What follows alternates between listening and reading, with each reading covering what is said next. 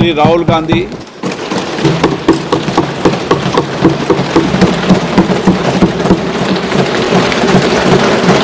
Thank you.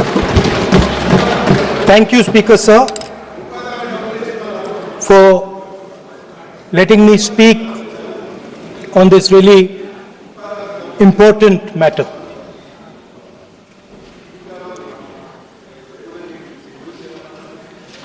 Speaker Sir, have you ever wondered why Mahatma Gandhi laid such emphasis on khadi? Why was it that he framed the entire Indian freedom struggle around the concept of khadi? And why is it that he only wore khadi? Because khadi is not just a cloth. Khadi is the expression of the people of India. It is the imagination, it is the sentiment, it is the productive force of the people of Aaj pehnaun khadi. It is the expression of the people of India. Speaker Sir, whichever state you go to, you will find different fabrics. There's the Himachali cap, Assamese gamcha, Banarsi sari, Kanchipuram sari, Naga jacket, and you will find that all these fabrics represent the people. When the people of Assam give you the gamcha, they're not just giving you a piece of cloth. They're giving you an expression. They're giving you a piece of their history, their tradition, their future, their imagination.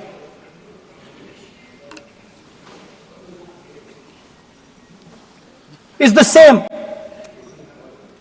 when the Nagas wear their jacket. When they come and see us, they make us wear the jacket because they want us to be embraced by the fabric. But Speaker Sir, these fabrics are beautiful.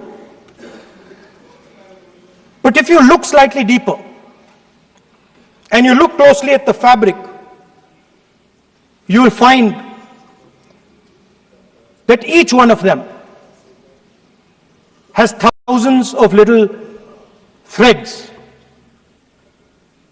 embracing each other. A Kanchipuram sari might have a golden thread, but the golden thread means nothing without the green thread or the yellow thread near it. The other thing to notice about the sari or any other fabric is that all the threads are equal. No one thread is superior to another thread. They all come together. The threads cannot protect you. The threads cannot keep you warm.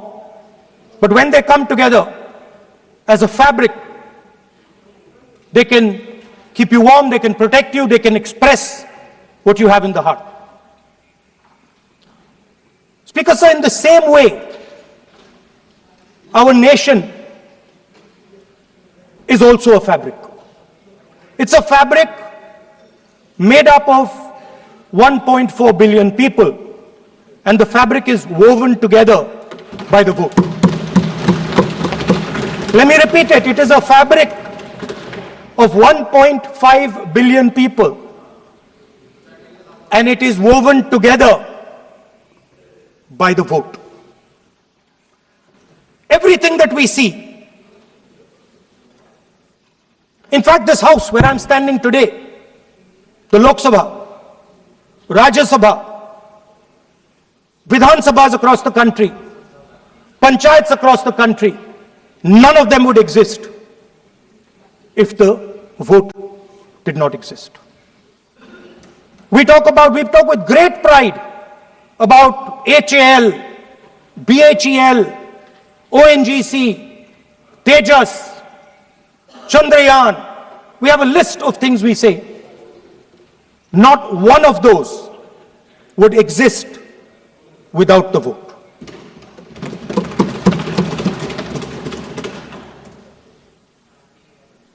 Speaker sir, it is the idea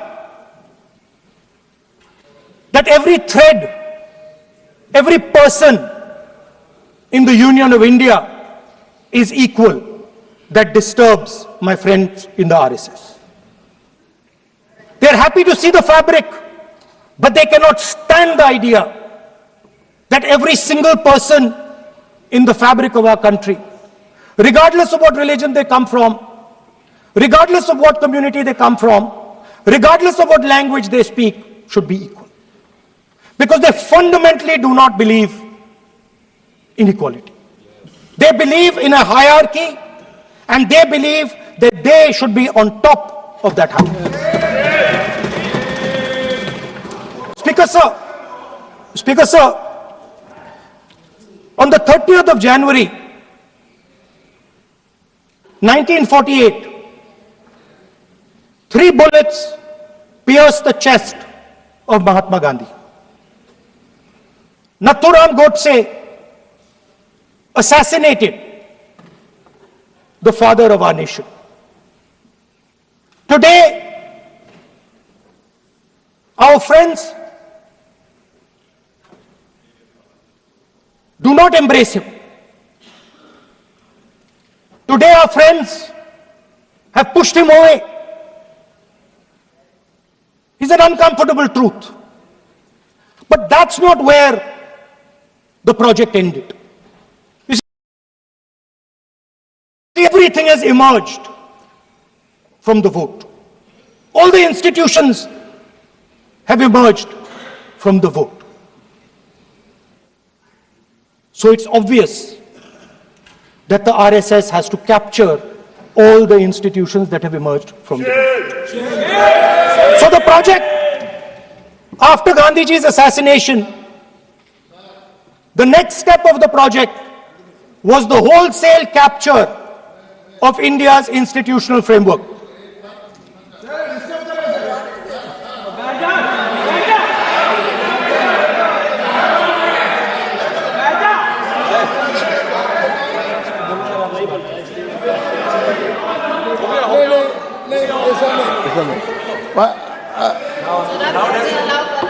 So what is this, sir?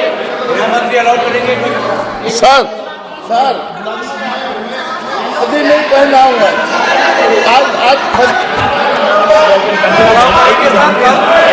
I'm doing. मैं बुलाता हूँ please बैठिए So, please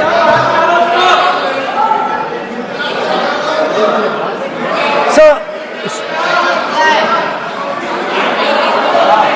आप बोले पर हाथ मत जोड़े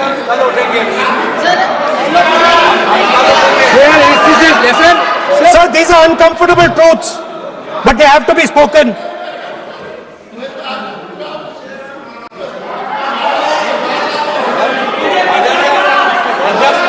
कितना खादी पहनते थे थोड़ा बता दे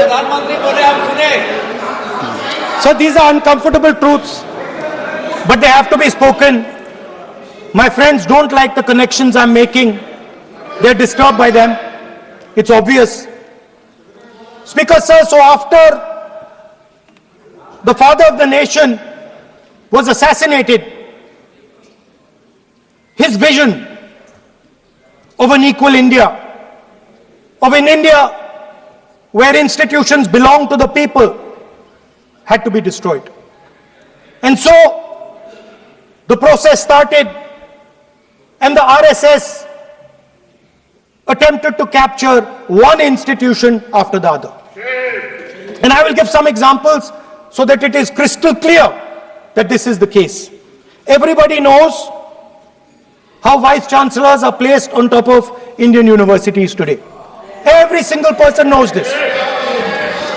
You go to any university, you speak to any youngster in India, he will tell you that it does not matter whether the professor has qualifications, it does not matter whether the professor has a scientific temperament. The only thing that matters is the professor belongs. माननीय सदस्य, एक minute, माननीय सदस्य, चुनाव सुधारों पर चर्चा हो रही है। सर, ये मैं उसी पे कर रहा हूँ। आप किसी भी संगठन का नाम जो इस हाउस में उसका नाम ले लें। एलओपी है तो इसका मतलब ये नहीं है। एलओपी का मतलब नहीं, आप जनरल बात बोलो। आप राष्ट्रपति भाषण में बोलिए जनरल बात। सर, हम लोग सुनना चाहते हैं। सर, स्पीकर सर, हम लोग सुनेंगे शांति से। हम लोग शांति से सुनना चाहते हैं। और ये आप लोग सुनिए ना, क्या कहना चाहते हैं? धमकी देंगे आप? हम लोग सुनने के लिए बैठा है। अभी तक नेता प्रतिपक्ष एक शब्द चुनाव सुधार पे अभी तक आया ही नहीं है। संसदीय कार्य मंत्री बोल रहे हैं। मैं स्पीकर का परमिशन से ही बोल रहा हूँ। हम सुनने के लिए बैठे हैं। अरे हम सुनने के लिए बैठे हैं। नेता प्रतिपक्ष चुनाव सुधार के लिए जो सुझाव देंगे, सुनने के लिए तो हम बैठे हैं। लेकिन चुनाव सुधार को नहीं बोलते हुए कहा जो इस सदन से कोई वास्ता नहीं, जो संगठन उसका कहानी किसी और का बोलना, ये कोई उचित नहीं है। समय बहुमूल्य है, समय का मर्यादा भी है। सबका सब यहाँ सुनने के लिए बैठे हैं और ये समय बहुत कीमती है। इसलिए हर एक पल अच्छा शब्दों का कोई अच्छा ज्ञान दे, सुझाव दे, सुनने के लिए हम लोग बैठे हैं। मेरा एक सीमित अनुरोध है नेता प्रतिपक्ष से, आप विषय पर ही रहिए। हम लोग सब बैठे हैं, गृह मंत्री जी भी सुनने के लिए बैठे हैं, लेकिन आप विषय पर नहीं बोलेंगे तो जो विषय तय किया गया है उसे क्या मतलब है?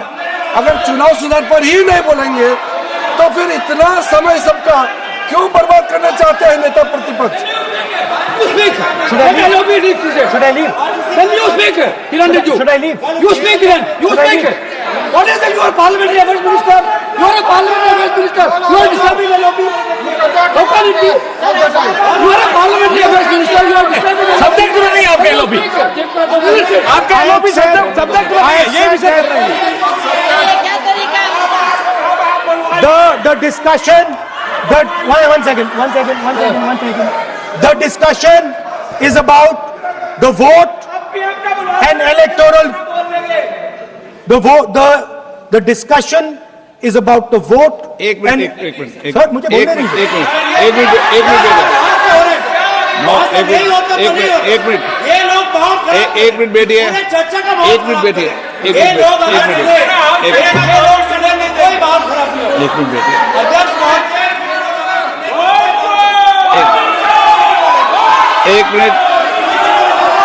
एक मिनट बैठिए।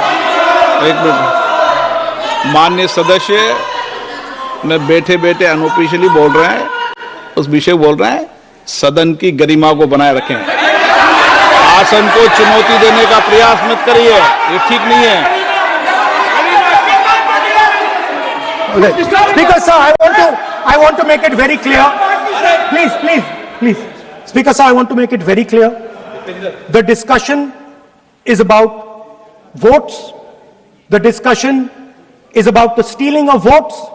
The discussion is about the SIR, and I am framing my discussion about votes. Yes. And what is happening here is patently unfair. I am not being allowed to speak. I am being disturbed, and I put my protest here. I have done absolutely nothing wrong. I am talking about the subject. In order to capture the vote, you have to capture institutions. I am saying that institutions of India are captured, and I will come to the point which is Election Commission is captured. So, the project of the RSS was to capture the institutional framework of the country, and I said how the education system has been captured. Vice Chancellor after Vice Chancellor after Vice Chancellor is placed not on merit, not on capability, not on scientific temper, but on the fact that he belongs to a particular organization. Second capture which helps in destroying democracy. The capture of the intelligence agencies. We have the Home Minister sitting here. The capture of the CBI, of the ED, of the Income Tax Department. And the systematic placement of bureaucrats who favor their ideology and attack the opposition and anybody who chooses to oppose the RSS. That is the second institutional capture. And the third there are many more. I can go on. And the third institutional capture. What is this?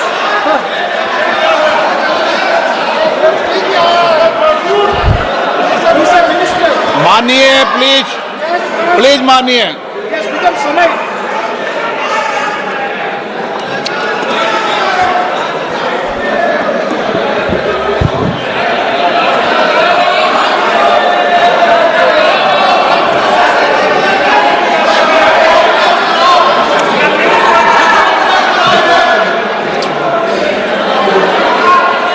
And the third election, the third capture of the institution that directly controls the election system of our country, the Election Commission.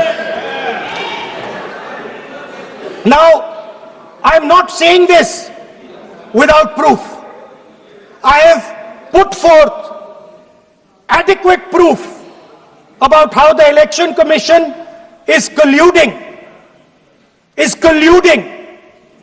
with those in power to shape the elections.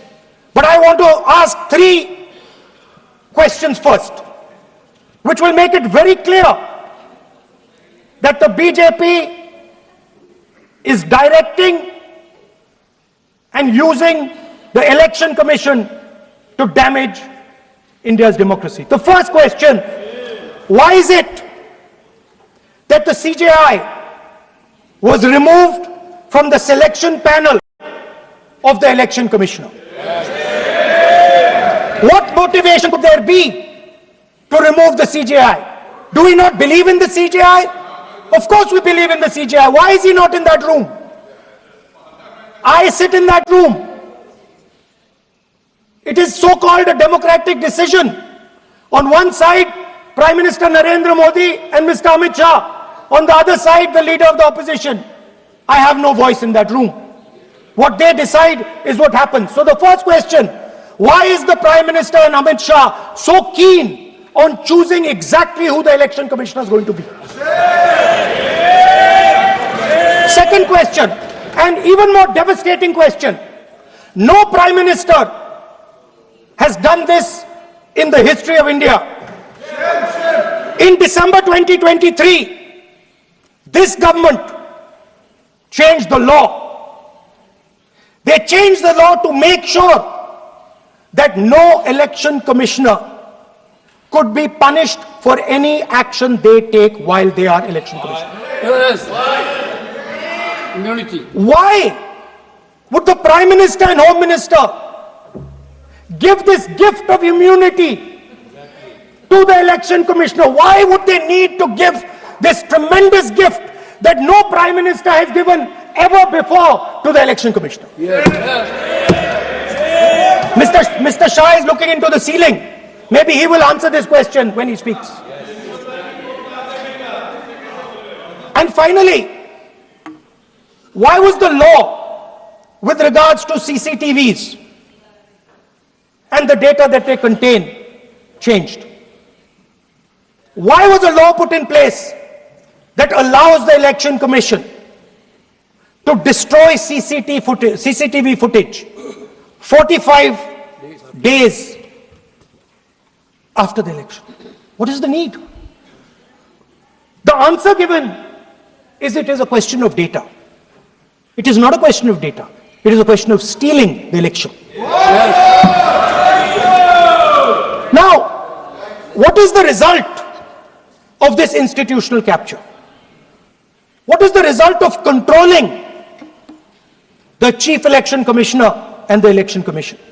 First of all, we have a set of election campaigns that are tailored for the Prime Minister. 3-month, 4-month, 5-month long campaigns are taking place so that the Prime Minister's schedule can be fitted in to the program. Second, we have a Brazilian woman who appears 22 times on the voter list of Haryana. Please. No. 22 times this lady appears. एक minute please एक minute. आप नेता प्रतिपक्ष है, मैं इस तरीके से सदन की कार्रवाई नहीं चलने दूंगा. ये सदन है, सदन की गरिमा को बनाए रखें. आप सदन की गरिमा से बोलेंगे तो ठीक नहीं, जैसे सदन नहीं चलेगा. नो, गलत तरीका है आपका, नहीं होगा. आप ले रहिए, आप ले रहिए. नहीं, माननीय प्रतिपक्ष के नेता, आप पहले अपने सदस्यों को समझाइए. नहीं चलेगा, नहीं, ठीक नहीं है. नो, नहीं, बिल्कुल नहीं चलेगा. अगर आप सर माननीय प्रतिपक्ष के नेता, आप अपने सदस्यों को गरिमा समझाइए. सर, बट ये तरीका आप इतने सालों तक यहाँ पर रहे, ये तरीका उचित है क्या? सर, विरोध का तरीका होता है, लेकिन ये उचित तरीका नहीं है. तरीका इधर पे नो, उधर का तरीका क्या है सर? नो, सबका तरीका उधर से भी बोलेंगे, इधर से बोलेंगे, सब जगह से बोलेंगे. Speaker sir, I don't agree with the showing of photographs here, but it is a reflection of our democratic structure. This is what is happening in our democracy, that you're not allowing us to show. This Brazilian woman has appeared 22 times on the voter list in Haryana. And not only that, there is one woman whose name has appeared 200 times, more than 200 times in one booth in Haryana. And it is very clear, and I have proven without doubt, that the election of Haryana was stolen and the theft was ensured by the Election Commission of India. I've said it again and again and again. Now, nowhere has the Election Commission answered my questions. The Election Commission has not told me why this lady's picture has appeared on the polling list. They have not told me why lakhs and lakhs of duplicate voters are existing. They have not told me why a BJP leader is coming from Uttar Pradesh to vote in Haryana. These are straightforward questions. And there is clear proof which I have put in front of the country. Right? But the Election Commission has no answer to these questions. And that is the result of the complete capture of the Election Commission by the people across the aisle. By the way, you're talking about SIR in Bihar. Let me say something about SIR in Bihar. Why is it that after the SIR in Bihar, 1.2 lakh duplicate photos are existing in Bihar, in the voting list? If you have cleaned up the voting list, why are there 1.2 lakh duplicates in Bihar? And we've not just proven this about Haryana. We have proven this in Karnataka, we have proven this in Maharashtra, and I'm absolutely certain this is how you're winning elections in Madhya Pradesh, in Uttar Pradesh, in Bihar, across the country. Now, so what I'm putting on the table is, it is very clear that you've captured the institution. I've shown the mechanism of that capture.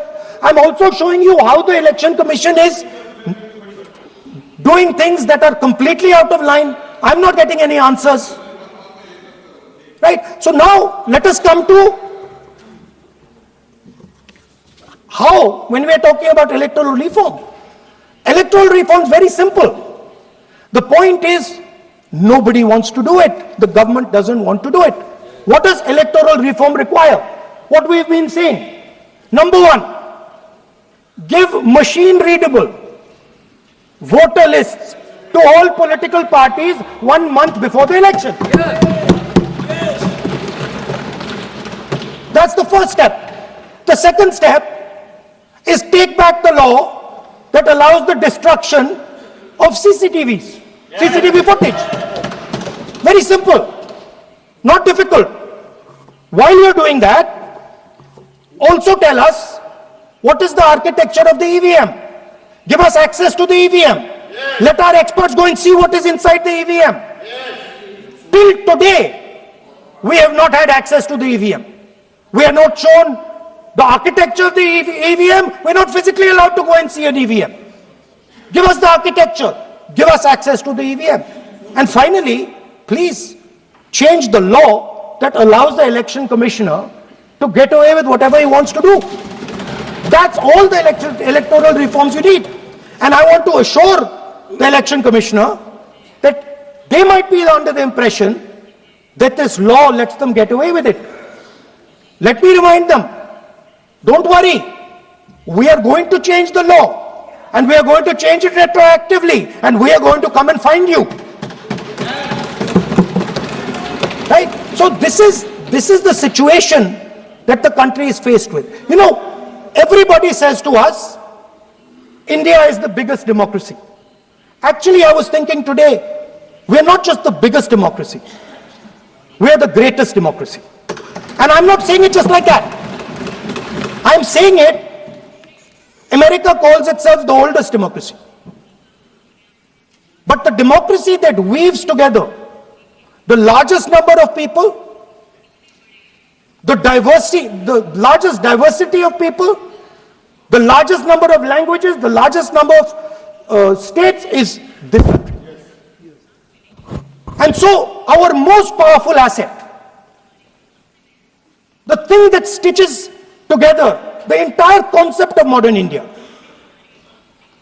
stitches together the fabric of modern India, brings people together, allows them to build this great nation, is being attacked by these people. They're destroying it.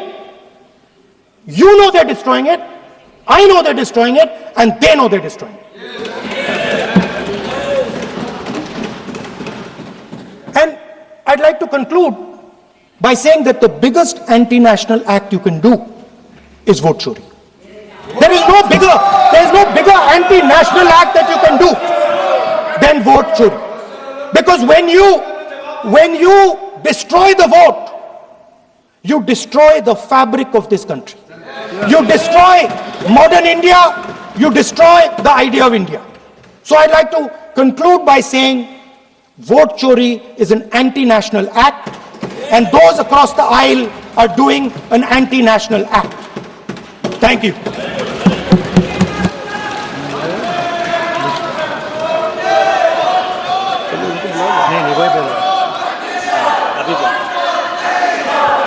Nishikant Dubey